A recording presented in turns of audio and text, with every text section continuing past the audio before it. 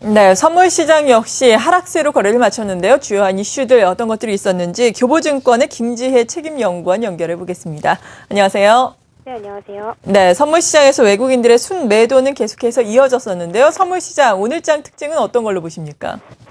네, 오늘 일단 코스피 200 선물은 전 거래일 대비 0.25포인트 하락한 264.65포인트로 마감하면서 6거래일 만에 하락 마감했습니다. 시가는 0.8포인트 상승한 265.7포인트로 출발했지만 장 초반 출회된 기관의 선물 매도와 또 뒤를 이은 외국인의 선물 신규 매도가 출회되면서 264.5포인트 선을 하회했으나 동시효과 전 외국인의 환매수 물량이 일부 유입되면서 낙폭을 일부는 회복했습니다. 그러나 역시 장중에서는 1포인트 이상 하락한 셈입니다. 오늘 지수선물 시장에서 외국인은 440계약을 순매도했고 개인은 155계약, 기관은 579계약을 각각 순매수했습니다. 외국인은 방금 말씀드렸듯 440계약을 순매도하면서 4거래일 만에 선물 매도로 전환을 했는데요. 미결제 약정의 증가를 감안하면 신규 매도 비중이 낮지는 않지만 거래량이 지난 주말 수준보다 낮은 11만 계약 수준에 그쳤기 때문에 투자자들의 관망세는 여전히 시장을 지배하고 있는 것으로 보고 있습니다. 외국인의 선물 매도는 장 초반에 집중되었고 또 후반에는 해당 포지션의 청산에 집중하는 모습을 보였습니다.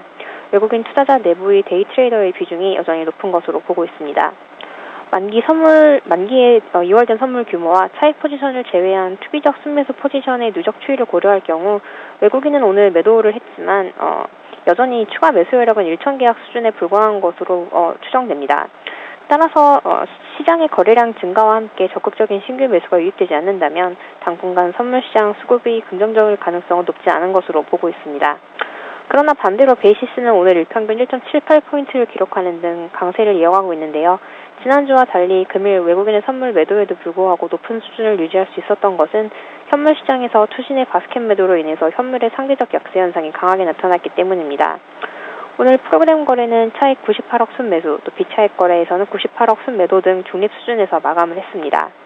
차익 거래는 동시효과의 금융투자, 또 국가지자체의 소규모 매수 물량이 유입되었고 비차익 거래에서는 투신이 344억을 순매도한 가운데 연기금이 217억을 순매수하는 등 국내 기관의 수급이 좀 엇갈리었고 또 외국인의 매도가 여전히 이어졌습니다. 이번 주에는 각국의 통화정책 회의가 열리는 등 글로벌 이벤트의 결과에 따라서 단기 포지션의 유출을 위해 시장의 주를 이룰 것으로 보고 있습니다. 따라서 관망세가 지속되는 가운데 단기 포지션으로 인한 변동성 확대에 유의하실 필요가 있겠습니다. 이상입니다. 네, 교보증권의 김지혜 책임연구원이었습니다. 고맙습니다. 네, 감사합니다.